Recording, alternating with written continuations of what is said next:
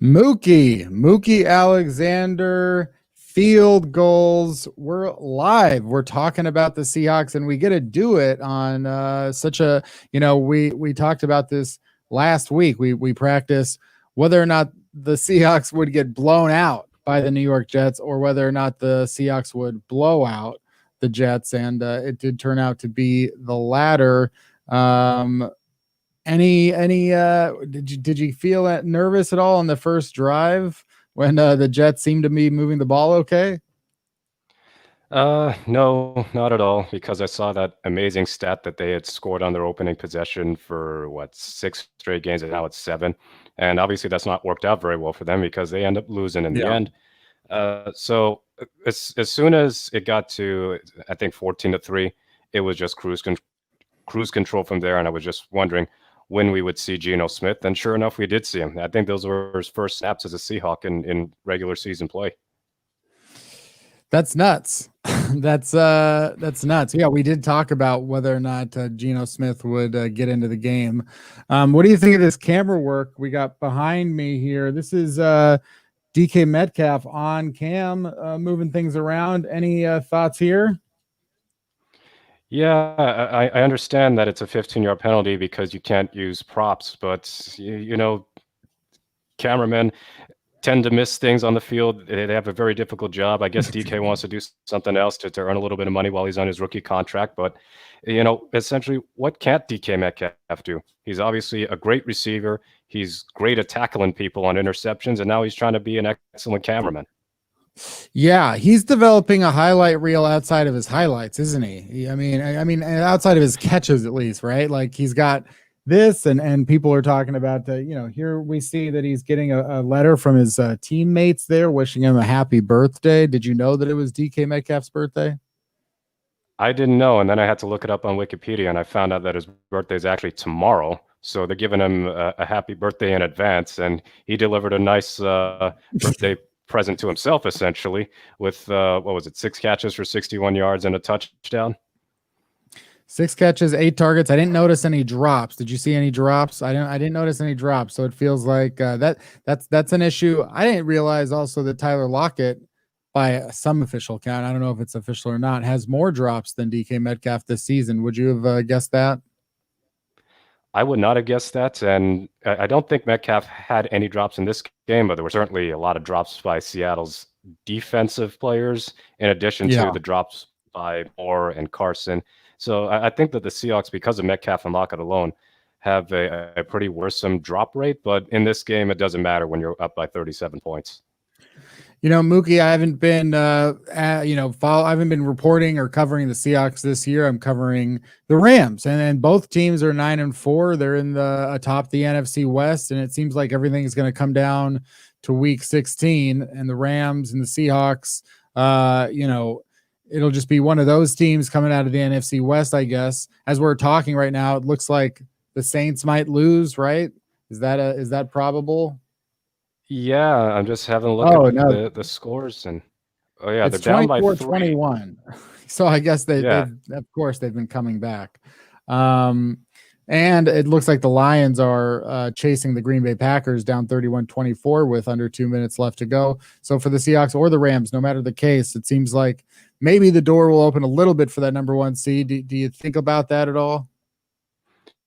No, the Giants' loss probably killed the number 1 seed aspirations, because if the Saints end up losing this game and then losing the Saints game, I think it's a better shot that Green Bay gets the top spot. And I don't think the Seahawks have any of the tiebreakers on New Orleans or Green Bay. So you just take what you get as far as a high seed. I don't want to have the potential for 3 straight road games, because that's just historically hard to pull off if you want to make a Super Bowl run. And I think even though home field advantage is not as heavily stated this year. In fact, I believe the road team has a slight advantage this year with no fans or a limited amount of fans. With the playoff reseeding, the new format with 7 teams aside, it's possible for a number 3 seed to get home field throughout. All you just need is the 2 seed and the 1 seed to lose. Yeah. So in other words, like the 1 seed's got the bye. 3 seed would normally play the 2 seed in the second round. If the 2 seed loses, and then the 1 seed loses to 4 through 7, as long as you win, you're home for the playoffs. Yeah, it's very interesting, the playoffs, this first year of figuring them out, these 7 teams and whatever and whatever. But there are not a lot of contenders for the NFC playoffs right now. Really, it's just No, you've there aren't. got the only real playoff races in the NFC East in terms of whether or not who will get in or who won't get in. That would be my dog Clark barking in the background. But and by the way, I'm Kenneth Arthur. And this is Mookie Alexander and Field Goals. And you're watching a live stream here on the Seaside Joe channel. Apparently, I need some more subscribers in order to do a live stream embed. So please feel free to subscribe or watch the most recent video and see what this channel is about. But we can bring up some plays here, some key players here for the Seahawks. This is sort of what I've been setting up in my studio, is basically been working on this podcasting studio here with video added to it. And we can talk about this first touchdown here. Like we said, the Jets took out a 3-0 lead. They didn't get a touchdown. They wouldn't get any touchdowns. Well, what did you think of the Jets? Like, obviously they played poorly and they're a bad team. Is this worse than you thought? Because I thought that it was worse than I thought, that they were worse than I thought. Yeah, that looked like a quit on your coach type of performance, especially when they had the win in the bag last week against a decent Raiders team and threw it away. You fire Greg Williams. It looks like they were done with Greg anyway. So I assume they're going to be done with Gase soon, and really can't come soon enough. That dude should never have another head coaching job again. Like, if all the genius stuff that he got tagged with because he coached Peyton Manning for a year, when Peyton Manning was great for a decade plus before Gase ever got to Denver. Right. That's totally unwarranted. It looks really silly in hindsight. But yeah, the Jets are the worst team the Seahawks have played in a very long time, going back multiple seasons. There is not a single thing that they did well today. They didn't stop the run well, didn't stop the pass, couldn't throw it well, couldn't run it well, their kicker missed 3 field goals, their punter is quite bad. That is a horrible team. And I'm glad that the Seahawks, they've had their issues with not beating bad teams comprehensively. But to be fair, the Falcons game was pretty much a blowout. They got a garbage time touchdown. They recovered the onside kick, but they got picked off anyway. But this was such a blowout that you could see Geno Smith for an entire quarter. And it's been 4 years since the Seahawks had a win so comprehensive that they could put in the backup and not worry about anything catastrophic happening. Yeah, it's I was looking at it after the Jets moved to the ball pretty easy early, but then had to settle for a field goal this season. And we're headed into, just 3 games left after this week. This season, the Jets have run 75 offensive plays when leading. So just 75 total offensive plays when leading this season. They didn't have any plays this season when leading because they took a 3-0 lead and then the offense never got back on the field with a lead. So that didn't go up at all. They've had 207 defensive plays when leading. So basically, when the Jets get a lead, then the defense goes on the field. They give it up right away, or at least not that quickly, because there's more than double as amount of defensive plays when leading. And it didn't take long for this to happen. The Seahawks, here we are, 7:24 in the first quarter. We see that the Seahawks have Russell Wilson out there and a tight end. So 3 wide receivers, just a classic 12 personnel. And here we go. This is wide open, and there was a lot of wide open today, it felt like, but lots of options here. He's got 4, 3 receivers in the tight end. He's got 4 players to throw to, not a ton to worry about. He's got his guy right here if he wants to dump it off there, but that's not going to be necessary. Russell Wilson, when this ball comes out of Russell Wilson's hand, I don't know about you, but I said, that's high. That's a high pass, but it comes right down there to Freddie Swain. Tell me about your thoughts on that play, and tell me your thoughts, because I haven't been able to pay attention as closely as you have. Tell me your thoughts about Freddie Swain's kind of future. It seems like he's integrated more than a lot of rookies under like these last 8 years. Yeah, Swain had been quiet the last couple of weeks, but he had a good start to the season. He was making plays on special teams as well. This is his 2nd touchdown of the year, and that's about as open as you can get. Like where are the Jets? Like Freddie Swain had some sort of invisible cloak to his game. but he's good with run after the catch. They've done a couple of design plays for him where they throw it short and then he's able to run after the catch, something that the Seahawks have really struggled with for the Schottenheimer era. But, with David Moore having a really good season as the wide receiver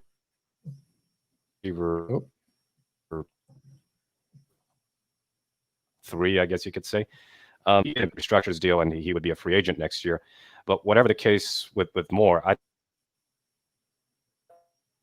think they want. I mean, Seattle. Think whether that's me. Okay. I wasn't sure if that's my connection or yours, but I lost you there for a second. Again, here he is. Nobody anywhere near him. So then they also had 2 early end arounds. Didn't really go back to that, but they had 2 early end arounds. One there with David Moore, and I also wanted to ask you about David Moore because David Moore has had an interesting season, and you talked about him briefly there.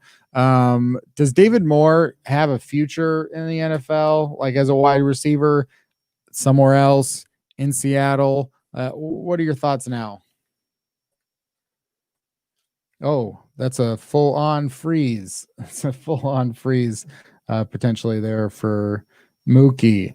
So, hey, everybody. It's just me for a second. But we saw this play here.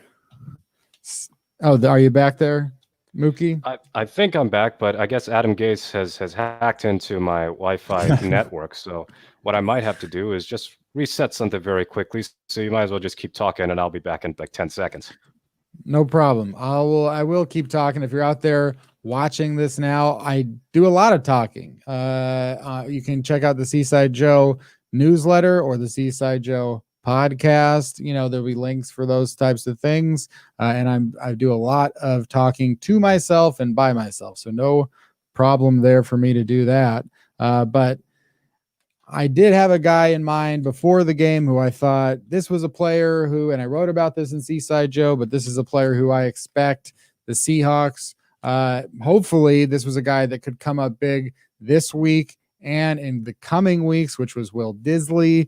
And, that having that tight end option would hopefully go to Will Dissly. And Will Dissly had a touchdown catch in this game. I will pull it up for you right now, even though it was later on and when Mookie's back, But been a big fan of Will Dissly since his first game. He had 100 yards in his first game, and then that didn't happen ever again. He has not had 100 yards in a game, and he didn't have 100 yards today. He had 2 catches for 23 yards, but we can skip ahead and while Mookie gets his connection reset when we're at 8:38 left here in the third quarter. Seahawks up 23-3. Everything seems pretty easy. It's just kind of like beating the Jets. It really does feel like for a team to beat the Jets, it's as easy as jumping into a lake. If so long as there's 5 or 6 feet of water, depending on your height, your size, your age, you should be able to accomplish it. You hit the bottom maybe with your feet. I'm over 6 feet, so I might hit the bottom with my feet. See, I told you I can talk by myself. It's no problem. But Will Dissly was a guy who only had 2 catches for 23 yards today, but he did have this catch here as the Seahawks were up 20 points. Seeing all these fakes right here. Carlos Hyde. Hard to cover Will Dissly there. Just a very hard play to stop for a lot of teams. And if the Seahawks can continuously pull that off with a tight end and with Greg Olsen out, that was sort of the idea. But then Colby Parkinson getting into the game more today. Colby Parkinson finishing with 2 catches as well for 16 yards. So a little bit of a Colby Parkinson sighting there with Geno Smith, who went 4 of 5 for 33 yards. And you saw Carlos Hyde there, his 15 carries for 66 yards, as well as, really moving the ball at the end of the second quarter, I think it was pretty big. But one of the things that did not go well were interceptions and dropped interceptions. We want to wait for our friend Mookie to come back before we're able to really get into it. But while he's figuring out his Wi-Fi status, what happened here? What happened here on the Russell Wilson?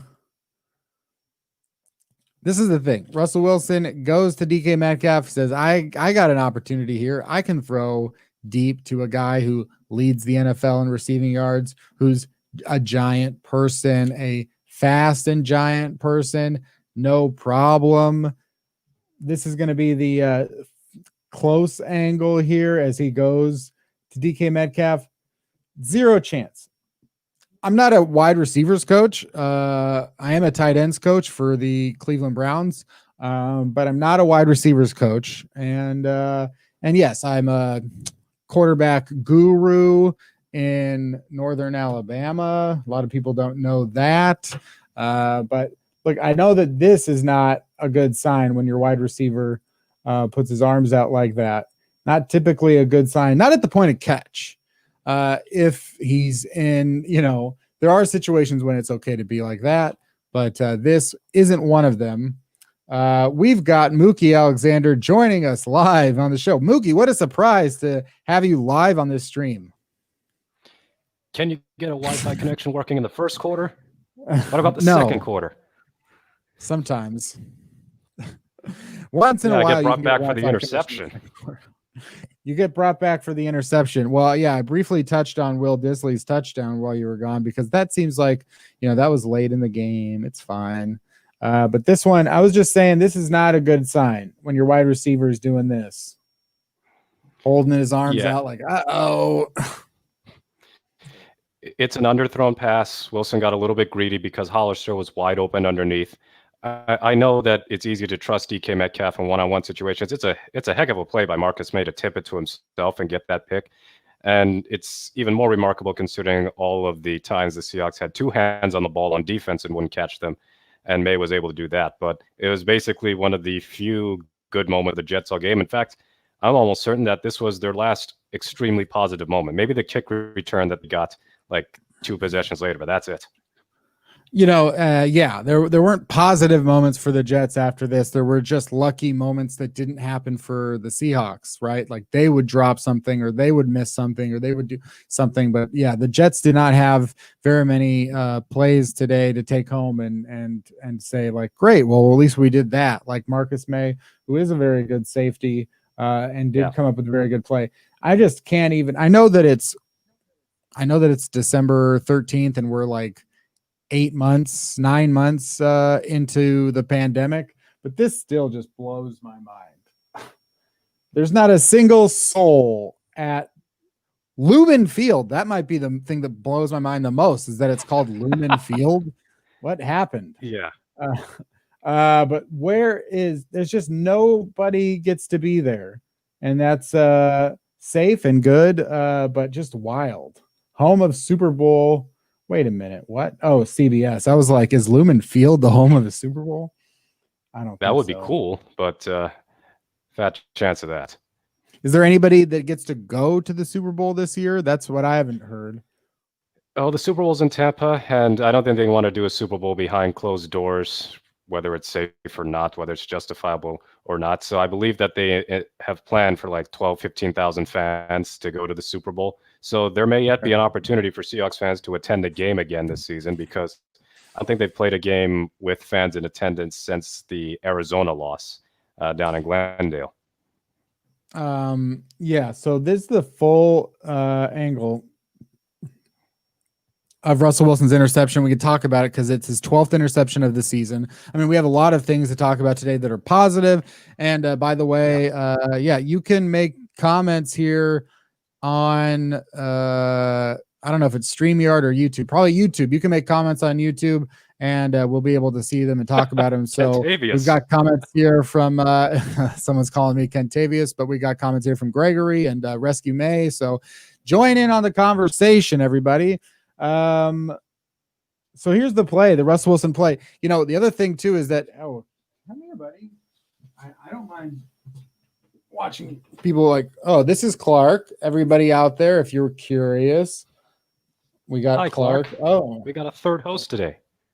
I didn't realize that it showed all the way at the bottom. Yeah, so that's Clark, and he's a big football fan. He used to coach the Texans. Anyway, so Russell Wilson's got 4 interceptions this season just when throwing to DK Metcalf. Do you feel a sense that Russell Wilson trusts DK Metcalf and that situation a little too much, or is that just the way it is? Like when you've got a player who can catch, he's got 1,200 yards almost and 10 touchdowns. Is that just the way it is for a quarterback, especially one who can throw the ball as deep and accurately as Russell Wilson? That's like, if you're giving 50-50 balls, 4 or 5 of them are going to be intercepted. Yeah, I got the sense that Wilson is very big on trusting certain receivers. He trusts Doug Baldwin. He trusts Tyler Lockett. He trusts DK Metcalf. He trusted Jermaine Kearse a little too much for my liking, but there was reason to trust him from time to time. But with Metcalf, with no disrespect intended towards Lockett or Baldwin or any Seahawks receivers from past or present, Metcalf could be something truly special. I mean, what he's shown through 2 seasons is Hall of Fame potential, if I want to be a mixture of over the top and actually a bit realistic, because for as long as Wilson's the Seahawks quarterback and Metcalf can produce these numbers, Metcalf can be a regular top 5 wide receiver, if not number 1 outright. I mean, there's still some growing pains with Metcalf as far as his positioning and drops, but you're going to live with that for now. This is just, if this is like DK Metcalf's floor, just imagine how high his ceiling is. So this interception to me is more on Wilson, especially since Metcalf had just dinged his ankle in the previous possession. Like I said, Wilson got a little bit greedy, trying to go for the home run when the base hit, if you will, was Hollister. In fact, in that freeze frame, you can see Hollister calling for the ball right there. And because I guess there was some interior pressure, I think it might have been Lewis who was getting blocked back or walked back rather. Wilson never looked his way. So when the pressure came, he decided instead of just throwing it away, he wanted to take a chance with Metcalf one-on-one with the safety, and it didn't work out. And I suspect that if Wilson was in his physical running prime, he would have had an opportunity to run for a few yards there, but he really can't do that anymore. So, it was not the greatest start for Wilson, even with the opening drive touchdown. There were a couple of throws he missed on, certainly the screen passes. The screen pass to Carson before this interception, I think that was on Wilson because he threw it late and it was low and it ended up being incomplete. And that looked like it was going to be a big gainer. They had 2 guys downfield ready to block, and Carson would have had a lot of running room. So after that little blip on the radar, I suppose, for Wilson, much like this blip in my internet connection, Wilson settled down. He was calm. And the biggest thing is because the Jets did not really send a lot of pressure and they didn't pressure him very much, whether they blitzed or sent 4, he didn't feel frazzled. And because Seattle had such a comfortable lead, Wilson was able to play loose. He was throwing on time down the field. He didn't have to take too many deep shots because, well, you don't have to against the Jets. So it was, I guess, a get-right performance for Wilson. That's a lousy defense, already missing some starters. But given what happened last week and really over the past month, it's good to be on easy mode. It's good to play on rookie mode sometimes. Yeah, it's this is interesting. Is that who's this? Because can you see that? I don't see this just looks like this is like a literally sandwiching a player, that they got him. But yeah, wide open. Russell Wilson is not looking that way at all. This is what it's saying too. Like if he was very keyed in on DK, just only looking to his left so far that we can see, there is a lot going on here. But at the same time, the Jets bring a blitz. Russell Wilson's not turning his head, avoids a sack, kind of. He's got all these Jets, nowhere that he thinks he can go anywhere else at this point. Says flip it. And, intercepted. But also DK Metcalf being as good as DK Metcalf is, you figure if we know that Russell Wilson has the arm to get it over as far as he needs it to go. It didn't go there. Inaccurate pass, but not necessarily a terrible decision. These are the moves that a player like him can make. And he was throwing some really, Patrick Mahomes gets a lot of credit for his circus throws, but Russell Wilson's right there with a lot of these guys. We saw him moving to his left and throwing with to the right and doing very impressive things. This was annoying at one point, just because, wow. We see here we've got the Jets obviously on offense, and this is early in the game. Enough time for a lot of things to happen. Sam Darnold looks. There's Jamal Adams. He's the only player who can get the ball. And there it goes. Got to get on that jugs machine. Whether it's Jamal, whether it's Hugo. I mean, that's why Jamal Adams is a safety, right? It's very and not even a coverage safety, but a pass rushing safety, a defensive line safety. But dang, if that wasn't right out of his chest. I mean, he might not get an easier interception opportunity than that for the rest of the season. Darnold coming away from this game with no interceptions. It's not really a negative, but it's just he was dying to throw interceptions. He had 3 pick six potential throws that the Seahawks just flat out dropped. And regardless of what happens the rest of this season, Darnold ain't the quarterback for the Jets next year. It's going to be Lawrence. It's going to be Fields. It's going to be somebody else. It could be Matthew Stafford for all we know, but it can't be Darnold. That dude is not getting any better. I mean, it doesn't help that Gase is a lousy coach, but some of it is like Gase can't help Darnold as far as his vision and his decision making. And that throw to Adams, it looked like Adams was the intended receiver. I also have they explained it on the broadcast of like, well, this is how the play is and this is how it works, and that's why Jamal Adams, he played it perfectly. I'm just like, you could say whatever you want about how he played it. That was an insane. It's just right. You don't see very many interceptions that there's nobody else in the area except for the defender. So here's what KJ Wright, we talked about dropped interceptions after the game. KJ Wright said he initially felt bad to take an interception away from Poona Ford. Then he saw the replay and said it was anyone's ball. Said Reed told him, Unc, I've never had an interception before. I think he's talking about Ford here. Maybe not Jaron Reed, but yeah, thoughts on the KJ Wright interception, non-interception for Poona Ford? Well, let's put it this way. Logically, you would rather KJ Wright intercept that pass and run it back potentially for a touchdown, or at least set up first and goal. The football fan in you wants to see Poona Ford with football rumbling his way down the field, and we were robbed of either thing. It's a pop fly. I'm making too many baseball references for a non-baseball fan, but it was pure. I got it. Nobody ended up getting it, but I think it was Collier who tipped the ball in the air, and it looked like Ford was better positioned for the pick, and then Wright kind of just played. He broke up a pass intended for Poona Ford. Essentially, it's a pass defensed on his own teammate. It tells you something that it was a 40-3 win, and it could have been bigger. It should have been bigger. It was. They were.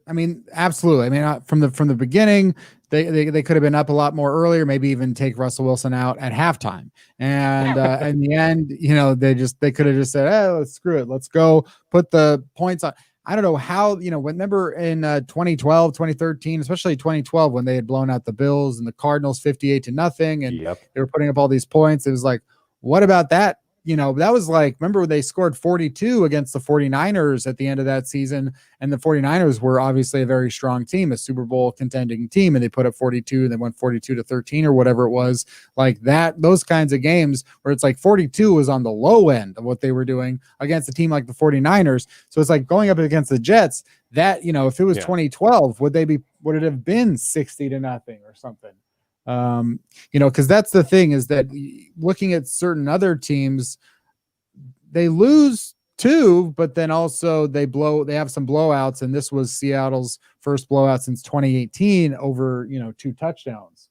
So that's kind of the thing, that if they want to be talked about as a Super Bowl championship caliber team, that's the way to go. Let's see, can you tell what play this is? Let's have a look. See, it's 7-3. I already know that it's going to be. I got the Sean McVay photographic memory going, where DK Metcalf is about to school poor Bryce Hall, the rookie cornerback out of Virginia, I believe, on a fade route touchdown. That's right. That's right. We've got another play here for Russell Wilson to get another touchdown. You know, he set a franchise record, his own record, breaking his own record with his 36th passing touchdown today, adding 4 more. In the beginning of the season, it was regularly putting up 4, 5, 3 touchdowns. Hadn't had more than 2 in I think 5 or 6 games. And today against the Jets, again, it's a defense where it's like this is sandwiched in between 2 NFC East teams, the Giants and the Washington football team. And you might think like, oh, bad team, bad team, bad team. But Giants and football team are clearly on a much different level, stratosphere than the Jets. And, yeah, you know, the Russell Wilson was able to come into this game. I mean, I don't know anything about defense. At this point, I just know this. That's probably, I don't know, like this is probably bad defense because it's the Jets. And this is probably fine. You know, everything I think about the Jets is just like, well, this is probably not the right way to do it. Very easy here. Russell Wilson doesn't have to think or look or anything. It's just, I'm going to throw this pass to DK Metcalf. Yeah, it looks like he's faking the slant, goes to the outside, has a little double move, and Hall is that GTA wasted graphic on him. I mean, and Metcalf could have been running all the way into the locker room instead of going up to the stands to play with the camera. But yeah, he was wide open, and it's a good anticipation throw from Wilson, great placement, and Metcalf with a good toe tap and just stay in bounds and just haul it in for his 10th touchdown of the season. I mean, he's got 61 receiving yards, so he's got 1,180 on the year. I have not looked at the other games and the box scores, so I think Metcalf still leads the league in receiving yards. And he's on pace for, 80 catches, maybe 1,400, 1,500 yards with 3 games to go. I mean, that's a phenomenal second season. And this is the first season that the Seahawks have been a very clear pass-first offense. Let's take a quick look. Let's take a quick look at the standings because all the afternoon games are done. All the NFC games are done this week. And we can take an updated look here at the standings because the Saints have lost and the Packers have won. So the Packers are the new number 1 seed based on Jalen Hurts getting it done for Philly. That's right. Jalen Hurts comes out and goes 1-0 for the Eagles. The Saints fall to second place. The Rams are in third, and the Seahawks, of course, they're going to be in fifth until they are, if they're able to beat the Rams. They, probably not going to. The Rams play the Jets next week. So after what we saw today, there's no way that I can imagine that the Rams are going to be any less than 10-4 headed into Week 16, and the Seahawks take on this team. Potentially a preview of the wild card game that I'm sure a lot of Seahawks fans. What do you think? Is that a game you want to see the Seahawks play in the wild card round? I, under no circumstances, ever want Seattle to play at that field, that trash heap of a football field. Already have to do it once. They got to do it next week. But to do it twice, that's just risk and injury because we have seen the history there is not good, whether it's our own team or other teams. And, Washington's defense is terrifying. They did not play well on offense at all against the 49ers today. In fact, who knows if Alex Smith is even going to start next week because I think he hurt his leg. Thankfully, it's not broken, but muscle soreness is how they describe it. So you get Dwayne Haskins potentially starting next week. He's not good. I mean, there's clear evidence through the first 2 seasons of his career. He's not good, and it's very likely he'll never be good. But that defense is legitimately good. That front four is vicious, whether it's Chase Young or Sweat or Deron Payne or Jonathan Allen. They don't have to blitz to get to Russell Wilson. And that's going to be a problem really if Brandon Shell can't play because you're relying on either Wahe or Chad Wheeler to go in there and try and block those monsters one-on-one. And that's going to be a very difficult task. And I'm also concerned for Damian Lewis because he's had a pretty good season. But those are just absolute beasts on that side of the field. So even though Washington beat the Niners today without scoring an offensive touchdown, they got 2 defensive scores. And, they're 6-7. So the NFC East is still a joke. But they might not be so historically bad that we get, say, 6-10 being good enough to win that division. I mean, that you got to credit Ron Rivera and just sentimentally root for Ron Rivera with everything he's gone through with his health. that he has turned a laughingstock and an otherwise pretty toxic organization into a team that might even sneak into the playoffs because Rivera does no defense, and the Washington football team is relying on defense to win games. We saw the Giants lost today to the Arizona Cardinals. That essentially, it's pretty much, it's close to over for anyone else trying to get, well, now, I mean, the Cardinals have a 1-game lead. I don't know about head-to-head and all this kind of stuff over the Vikings and the Chicago Bears. And everybody else, like the Seattle Seahawks here at 9-4 and the Rams at 9-4, pretty much sealed a wild card berth at the very least for the playoffs. Again, the Seahawks winning. That means that Russell Wilson has never posted a losing season in his NFL career. That's now 9 years. The Seahawks have had Russell Wilson 9 years. They've gone above 500, 8 years that they will have made the playoffs. For Pete Carroll, that's what, 11 years that Pete Carroll's been in charge of the Seahawks, and 8 years that they've made the playoffs, or 9 years that they made the playoffs.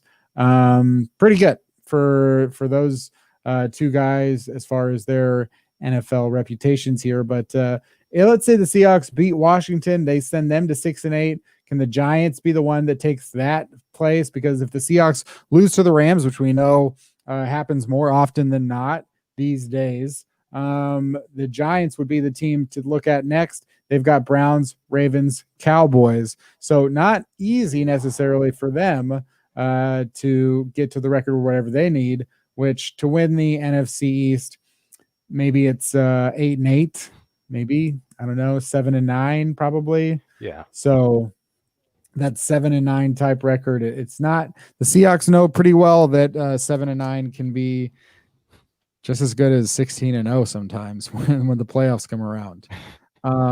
Yeah. But, Russell Wilson's interceptions, 12 on the year, new career high. I also think like almost every quarterback, Hall of Fame quarterbacks, almost every quarterback, with the exception maybe of Aaron Rodgers, has high interception seasons. Even Tom Brady. I was looking at Tom Brady's 2011 season, and that year the Patriots, they went to the Super Bowl. I want to pull it up really quick just to examine Tom Brady's 2011 season here. When Tom Brady was on the Patriots in 2011, they went 13-3. He had 39 touchdowns, 12 interceptions, so a much, much higher interception rate than he was used to the year before. In 2009, after he returned from injury, he had 13 interceptions. Had a passer rating of 105.6. You look at Russell Wilson now, he's got 36 touchdowns, 12 interceptions, a little bit more volume perhaps through 13 games. Do you accept a Russell Wilson with more interceptions? Something tells me that Russell Wilson is kind of accepting a Russell Wilson with more interceptions.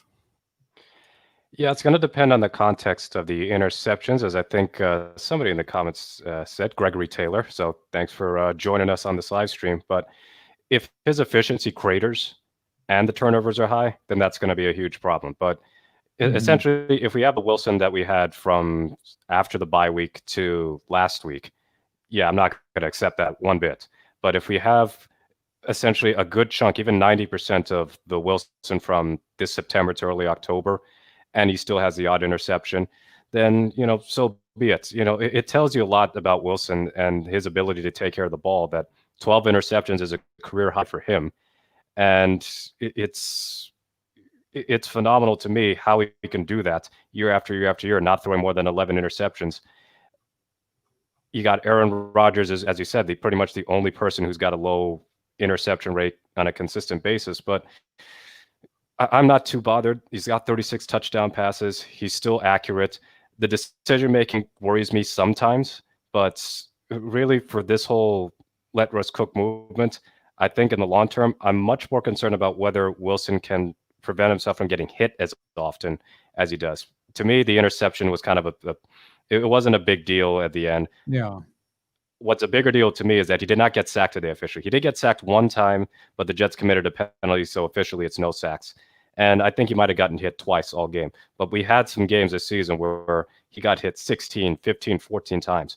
So if the Seahawks can protect him better, I think the interceptions will also go away, or at least be reduced, because just about every quarterback in the league is substantially worse when they're consistently under siege.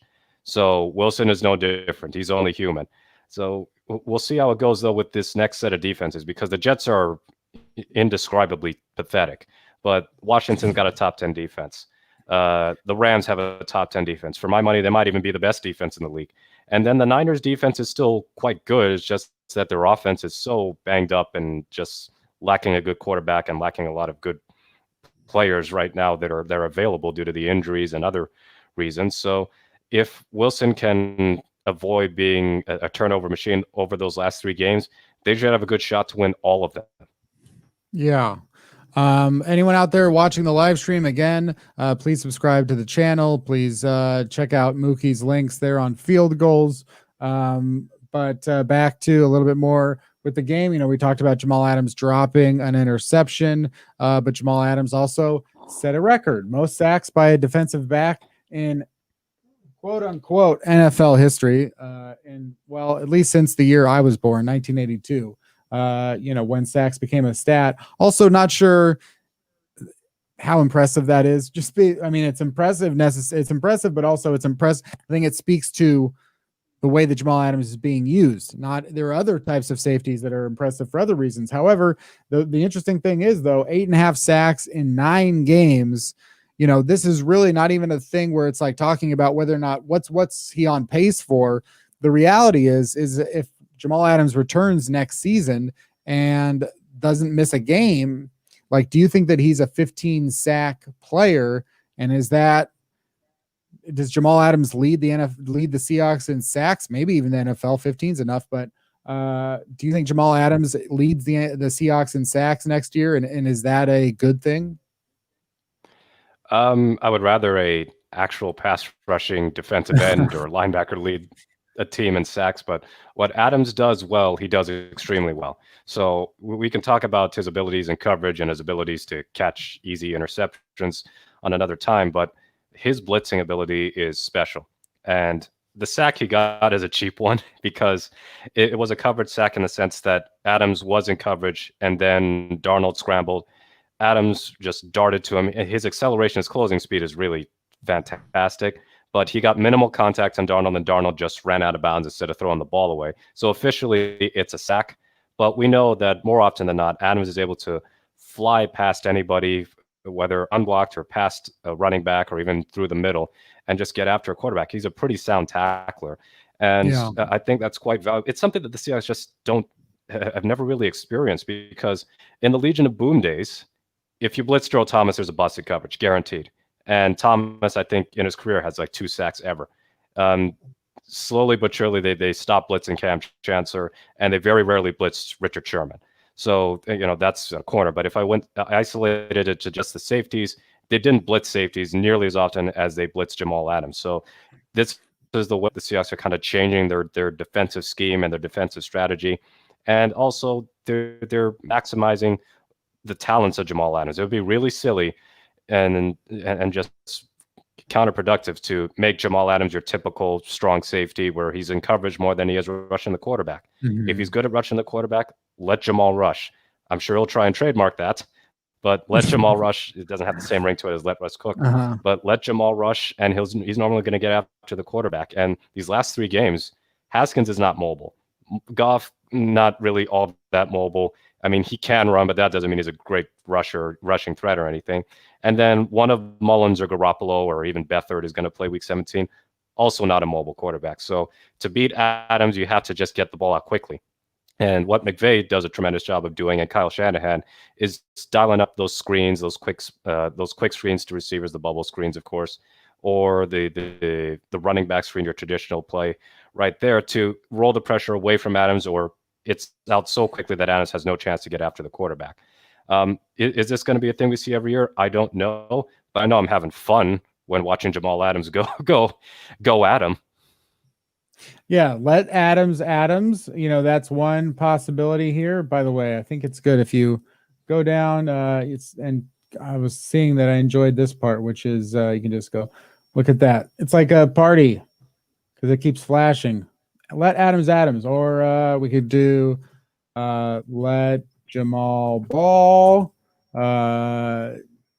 let 33 hurt EV.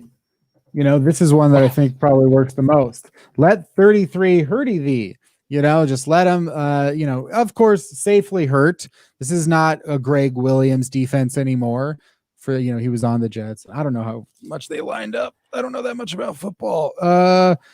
The other thing, too, that I was thinking about with regards to the pass rush, LJ Collier got shook by Sam Darnold. I don't have every play here on me, but he got shook by Sam Darnold. What do you think of LJ Collier? We're a couple years in now. I think he's better when he's an inside rusher. I think he's all right as a run defender, but if they wanted to be like a Michael Bennett replacement, he's probably not going to be that guy. He's just rotational depth at this point. How he didn't sack Darnold, that was pretty ugly. But, Darnold can be sneaky athletic at times, if you like to use those code words. So the fact that he got a pressure is a positive in itself. He's just got to finish the play. But beyond that, I feel like as far as potential, I think Rasheem Green got a better chance of bursting through as a more valuable part of the Seahawks defense than LJ Collier. But Green's inability to stay consistently healthy is a concern. But the pass rush in general, I think once Dunlap comes back, it'll be fine. It's pretty clear to me that once Dunlap got acquired, the Seahawks had much better success getting after the quarterback with just 4 people. And Dunlap, throughout his career in Cincinnati, he's been a pretty consistent pass rusher, whether through sacks or hurries, what have you. So it's a key piece of the puzzle. And maybe it's me. This shouldn't be a controversial opinion. I feel like the Seahawks pass rush is clearly better than last year. And that's acknowledging that they didn't re-sign Jadeveon Clowney. And Clowney ended up going to Tennessee and producing 0 sacks, and unfortunately is on season-ending injured reserve again. So I know there were a lot of Seahawks fans who were irate that Clowney didn't get re-signed. Well, it took a little longer than expected because the pass rush was just not getting it done those first few weeks of the season. But I'd say that the Dunlap trade is pretty valuable and really wise from John Schneider. He knew that they needed to do something at the trade deadline. They get Dunlap for basically nothing. They give up a backup center they never play and a late round draft pick. And they get somebody who's been productive pretty much his entire NFL career. And he's been productive in Seattle. I'm sure he'll be back next week. And it has transformed the defense somewhat into something that's a lot more sustainable than we have to blitz 35-40% of the time on dropbacks, or else we're not going to get pressure at all. And our secondary is going to get eaten alive. I had another Jaron Reed had a sack, but then we also had a sack get wiped out by penalty on a 3rd down. I believe it was a 3rd down from Jordan Brooks, who got to celebrate a sack, but then that was not to be true.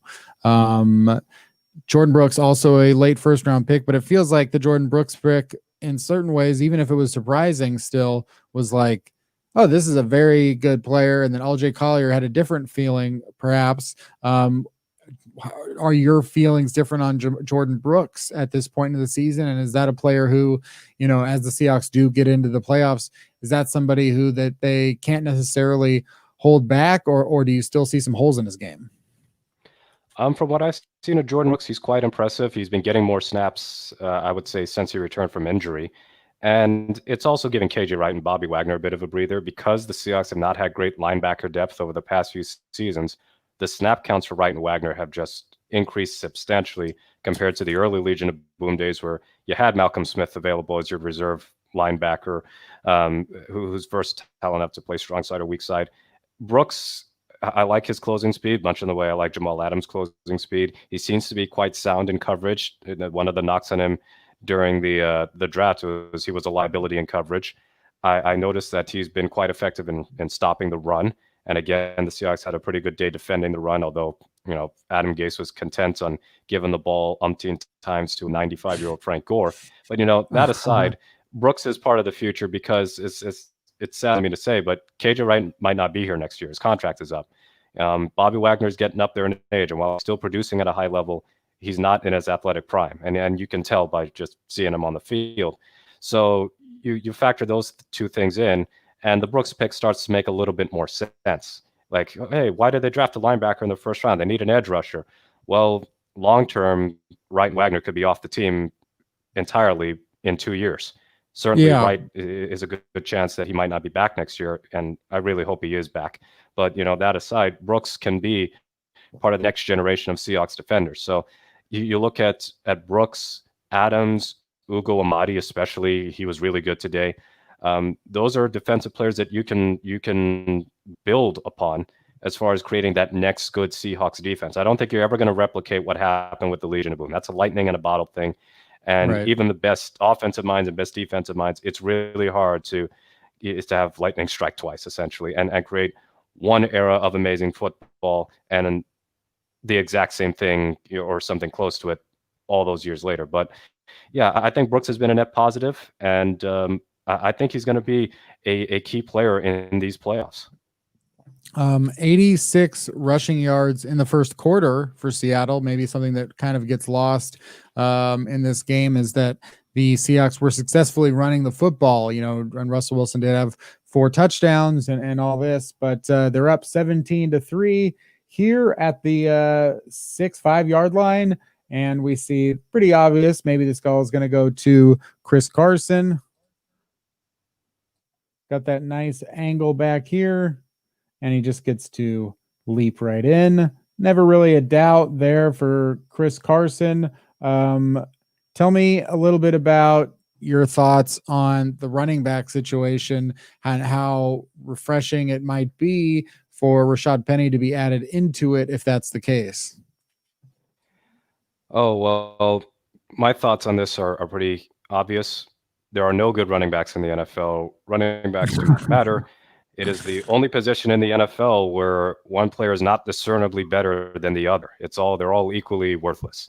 But no, in all seriousness, Chris Carson, he looked healthy, but although I swear that he had a run where he might have gotten up lame and then wanted to be subbed out for Carlos Hyde. But the running game was really good today.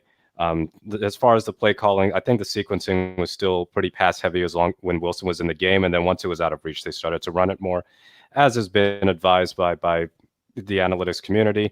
So you look at the Jets' run defense, and apparently they're 7th in run defense DVOA. That's mind blowing to me because they look like they were 33rd in a 32-team league. There were some massive holes being opened up. Carson certainly capitalized on that. His burst still looks good to me, and he's certainly got a better burst than, say, the people lower on the depth chart, whether that be an aging Hyde or DJ Dallas. So I feel like the running game has been good for much of the season. There was the little blip in time where it felt like they were just running into brick walls because they didn't have Carson, they didn't have Hyde, and you're relying on guys like Homer and Dallas to pick up the slack. But as long as Carson can at least stay healthy, you can go with the Carson-Hyde combination. And then you mentioned Rashad Penny. I think Rashad Penny provides the speed element. And again, as Gregory mentions in the comment section, Penny has the second gear to break away and make huge plays. Because one of my beefs with the Seahawks offense is that now that Wilson has lost his top-end speed and Lockett's probably lost his top-end speed, your fastest players are essentially DK Metcalf, and that's about it as far as people on the active roster right now. So you've got Penny, and Penny is like one of those smooth gliding runners. So when he gets into the open field, when he gets into space, he can accelerate in ways that Carson unfortunately can't. So that the distribution of carries when Penny returns, and that could be next week. I hope it's the Rams instead, because the last thing I want is somebody coming off a torn ACL to play on that field as his first game. But I'd like to see Penny more involved in the offense because he was really getting into a groove at the time of his injury last year. You can expect some rustiness because he's been out for so long, and that was a devastating injury. You don't know how he's going to be after such a devastating season-ending ACL tear and everything else that happened to his knee. But Penny could be one of those X factors. Like the Seahawks offense, it's still an incomplete story because Josh Gordon's supposed to be making his debut against the Rams, and Penny could be making his debut as early as next week. So if it feels like the Seahawks are just like a piece away here, a piece away there, the answers might already be on the roster. They just haven't been available. Yeah, and I'm just playing in the background here. Chris Carson highlights from the last 2 seasons. That was something anyone can do right there. If we want to watch that play again, see. Hold on, let's go back here. I want to make sure we're all on the same page about how easy this position is to play. Let's go back. Let's go back. Now, see here, that anybody can do. Anybody can do that. That's very easy. All you have to do is every running back can just avoid. Yeah, that was very easy. That was nothing to do with it. Oh yeah, very easy right here. Anybody can do this. Those are huge holes and lanes there. Here he goes. Easy. Anybody. Oh, stiff arm that anyone can do. Broke another tackle, another 5 yards. Anybody can do that.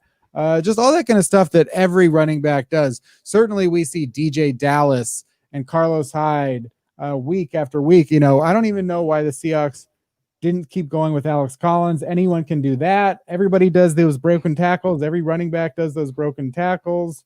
Here we go. Every running back would have known to go and had the speed to get there. Very easy to do this stuff. Okay, so then we got a pass here to Chris Carson. Every running back can catch passes. It's very easy to do all this stuff. I think this might be Puna Ford that was doing those spin moves. Oh, easy. This is not a running back having value. This is not a running back having value. That's not a running back having value. Let's be very clear that any running back can do this. That's not okay. So we got two defenders here. Against one of the best run defenses in the league. Against one of the best run defenses in the league. Basically, at this point, Chris Carson gets tackled, right? Oh, wait a minute. What? Oh, okay. Well, he's going to get tackled here. Number one run defense in the NFL, the Tampa Bay Buccaneers, 2 years running. He'll get tackled right here, though. And if not there, very simple. Oh, wait a minute. What? Oh, well, he's very.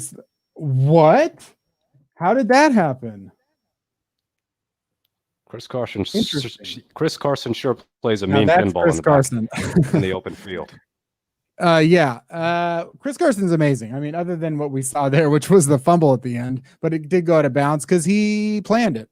But yeah, Chris Carson, a very solid running game every time he's out there. And, I think this is a major difference in the last 3 years. If he had been on the field as much as Marshawn Lynch had been on the field during the heyday of his career, it would have been interesting to see what that could have meant for the Seahawks. Obviously, Chris Carson is not Marshawn Lynch. And also, I think, Carlos Hyde is not Chris Carson. And this is like a very big difference.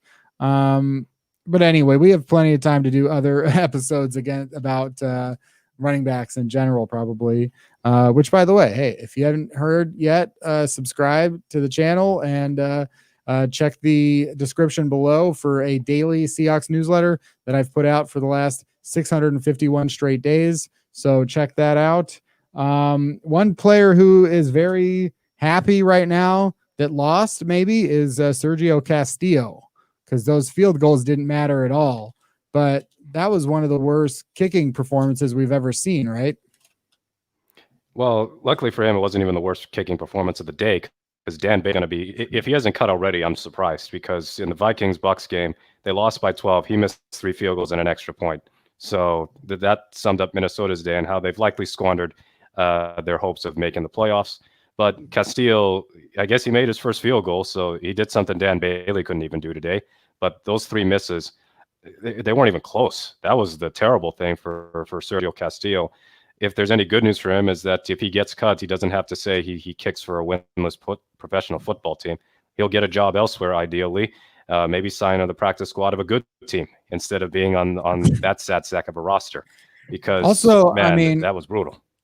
Castillo is in a line of succession that started in 2019 when the Jets decided not to re-sign Jason Myers, who has made 28 straight kicks or whatever it is, field goals. Obviously, he didn't make all of his kicks today, but all of those field goals in a row it's very interesting. There's a time that the Seahawks maybe should have re-signed Steven Hauschka. The Rams right now, maybe they didn't have the right guy there with Greg Zuerlein anymore, but the Rams have gone through 3 or 4 kickers this season. It's been a problem for a lot of teams, and it's interesting because the Jets, if they could have done anything right, it would have been able to re-sign Jason Myers when he went to the Pro Bowl in his only season with the Jets. And this is a situation. I've had people ask me on Seaside Joe, and by the way, Gregory, I think there should be a subscribe button on YouTube, but check it out. But thanks for asking. And you are a shill. Gregory Taylor, by the way, that's me. I have a pseudonym, Gregory Taylor, and I'm the one that's saying that this channel is awesome. So it's all me. But I got tipped off when I saw the I love you, Kenneth in there. Absolutely. And Contavious, that's only I know that my name is Contavious. So Jason Myers, I've had people ask me, and I don't really have a good answer. So Mookie, I don't know what your thoughts are, but special teams coach Brian Schneider has been the subject of a lot of anger too. And yet, for better or for worse, Michael Dixon has been the punter, and Jason Myers has been an exceptional kicker. I think it's pretty much impossible to have an impact on kickoff returns anymore, and it's pretty impossible to have an impact on punt returns. So overall, I don't know. How do you think of the special teams unit? Do you think of it positively or negatively? And I've heard that Brian Schneider is not even around the team right now, but I don't know that situation either. Yeah, so he's back. He stepped away from the team for personal reasons. So Larry Izzo is still the special teams coordinator, but Schneider's actually back on the coaching staff as of, I think, a couple of weeks ago. But maybe it's a coincidence because the Seahawks have been so bad on special teams with Schneider the last few years after being so great with him at the start of his tenure. But this looks like one of the best special teams units the Seahawks have ever fielded.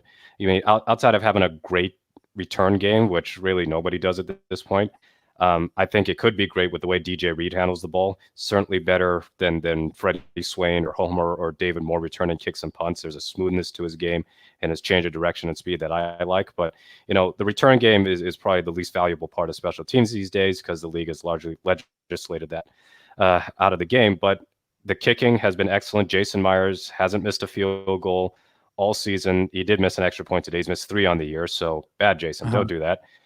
But it's refreshing to not worry about field goals because he did miss a few last year, but it wasn't a great 2019. This year he's been exceptional, closer to his 2018 Pro Bowl year with the Jets. But Janikowski, literally his last kick as a Seahawk, he was too old to even kick a 53-yard field goal and his back gave out.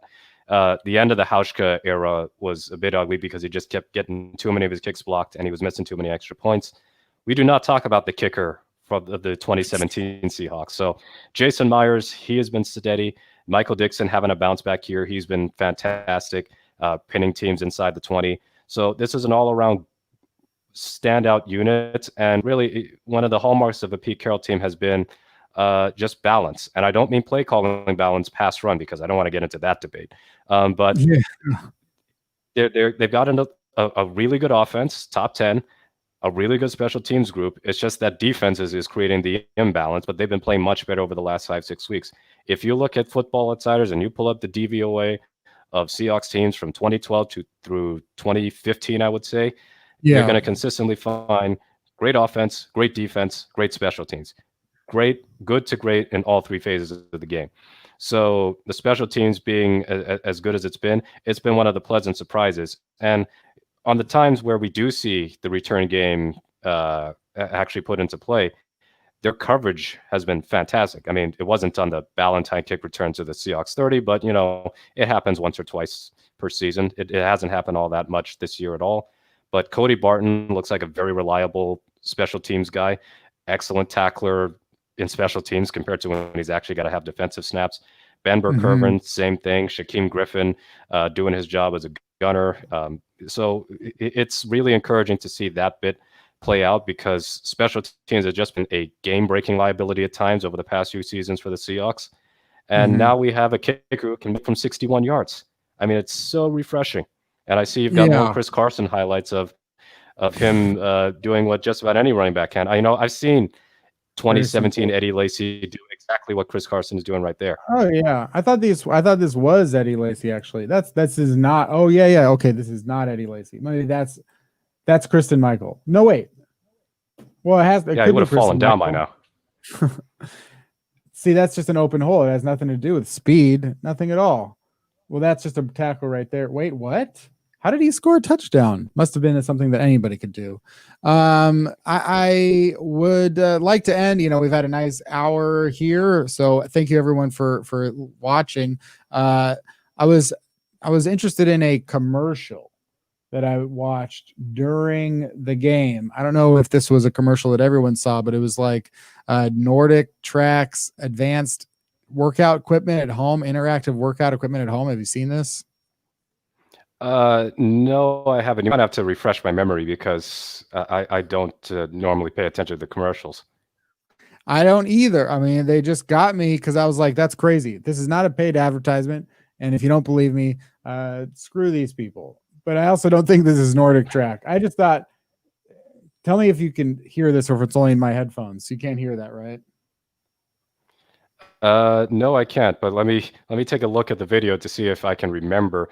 Oh yeah, I've seen the ad. I think for this the home gym.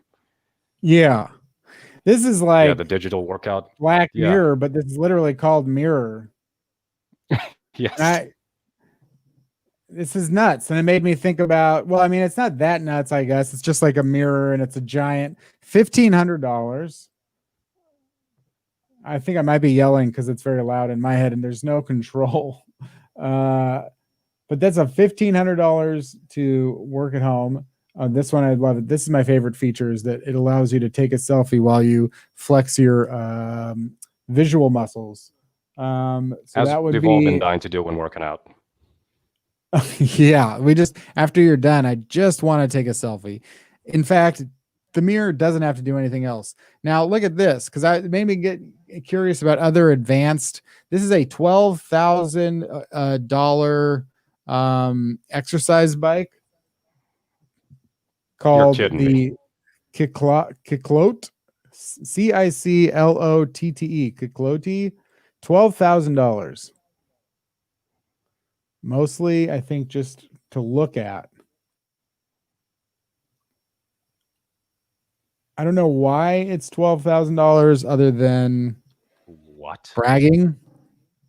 Again, not an advertisement unless you have $12,000. I don't. But it's good for people there. Even if you do, take a personal finance class, ladies and gentlemen. This is a bike called the Fliz, and see if you can see what's strange about the Fliz.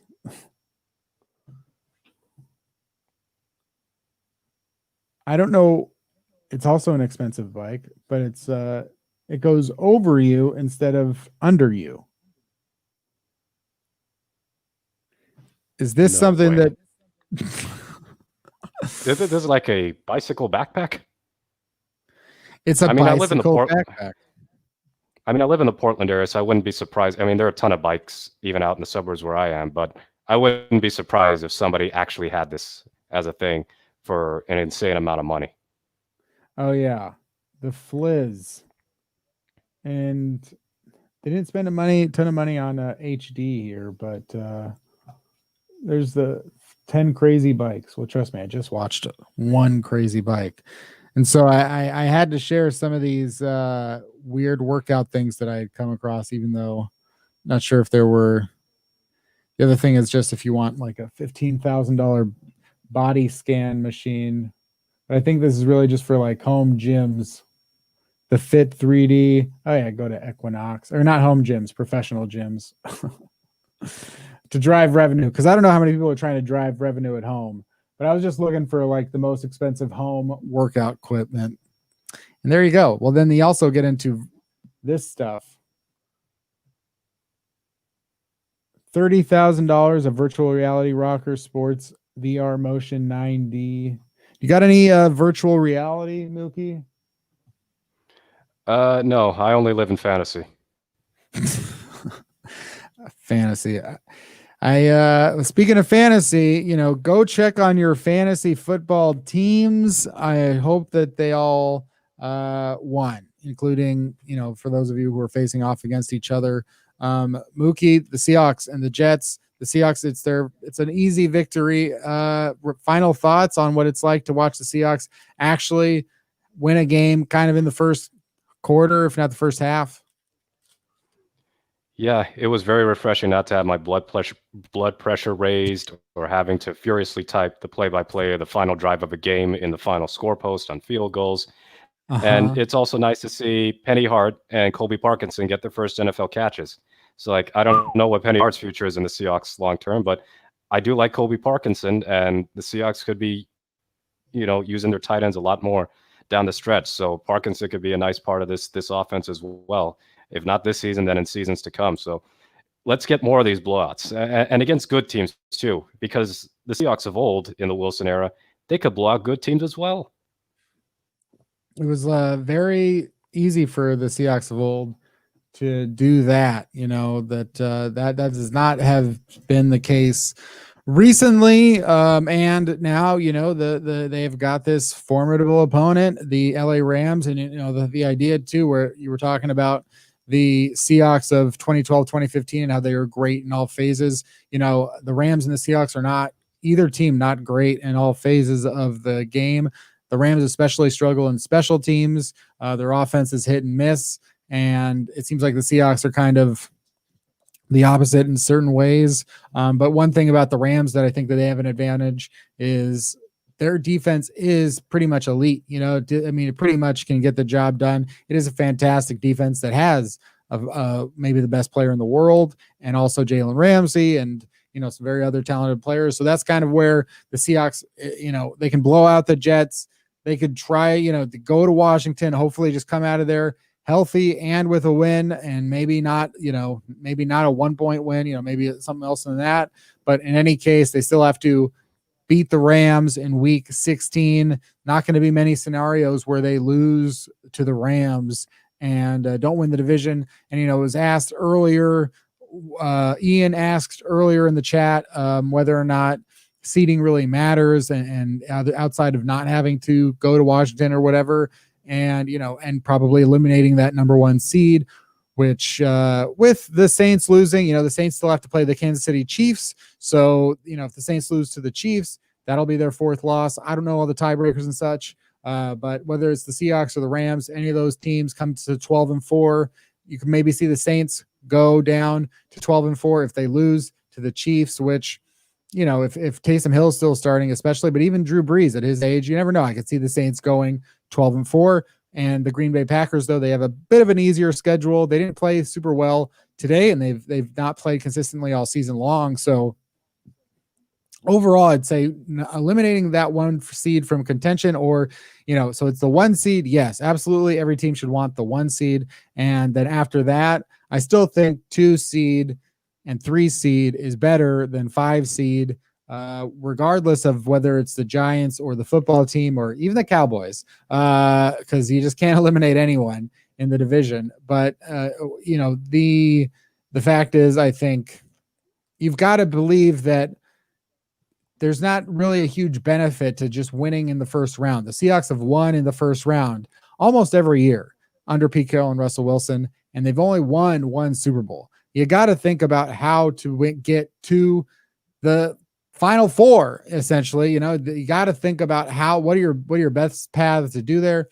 Mookie, as you said, the 3 seed could essentially be as good as the 1 seed, so long as you win that first game. So that's really what it's going to come down to, I think you got to get one of those top 3 seeds, and the winner of the NFC West will get one of those top 3 seeds. There's no question about that. So definitely, I think the Seahawks, their goal, same as the Rams, would be to win the division. And then when you win the division, you're going to be essentially hosting either the loser of the NFC West, maybe. That's probably going to be the 5 seed. The Bucks could still get the 5 seed, but maybe then you're hosting the Bucks or the Rams. I don't know, maybe the Cardinals. Because if you're the 2, you could host the Cardinals. And the Seahawks are capable of losing to any team. So, especially we know that the Cardinals can beat them. We know that the Rams can beat them, and we probably assume that the Bucks could do it too. But I don't know. Did you have any final thoughts on the seeding? The NFC does not have a clearly dominant team. Like the Kansas City Chiefs are dominant in the entire NFL. They're 11-1 now or 12-1, and they might end up with a 1 seed if Pittsburgh does lose to Buffalo. And outside of that, the NFC is wide open. Anybody except the NFC East team can make a deep playoff run, whether that's Green Bay, New Orleans, the Rams, the Seahawks, the Buccaneers, or I suppose even Arizona, but I think Arizona is kind of on borrowed time and they would get bounced in the playoffs pretty early as well. But the Seahawks, they may not be playing their best football over the last several weeks. They certainly played really good football today against an alleged professional football opponent. But you don't get to play the Jets in the playoffs. So it's really up for grabs. Green Bay has had some upset playoff losses before. So has New Orleans. They lost at home last year to Minnesota in the opening round. The Seahawks, as you said, they normally in the first round of the playoffs, or at least their first game in the playoffs, because they've had the first round byes before, they win. 2018 is the exception, and that loss to the Cowboys is kind of the turning point as far as the need to pass more and to be a pass first offense, because we know passing is more efficient than running. But Seattle, it shouldn't be good enough anymore, especially when you're getting the prime years of Russell Wilson as a passer specifically, to just make it to the divisional round. They have not been particularly close to the NFC Championship game. Like the Packers game last year, I guess they were kind of sort of close in the sense that Wilson had a game-winning drive opportunity, but they didn't score. They punted the ball back. They punted the ball away, never got the ball back. But otherwise, in the divisional round, they've been getting drubbed by the Falcons, drubbed in the first half by the Panthers, and the late comeback was kind of meaningless to the end, knowing onside kicks are hard to recover. So this is a different playoff system in the sense that you get the 7 seed, but knowing the Seahawks are unlikely to get the 1 seed, that aspect really hasn't changed for Seattle, and that you got to win 3 games to get to the Super Bowl. And can they? Yeah, I guess they can. It all depends on what happens with injuries and anything else over the next few weeks. But we haven't seen them play a really outstanding game against a really good team all that often this season. So, like, the Miami win has aged well. The Vikings win is aging okay. I mean, they're 6-7. The New England win is not aging well in the sense of that defensive performance against New England. I'd say Arizona is still a good win because it's a division game, a must-have.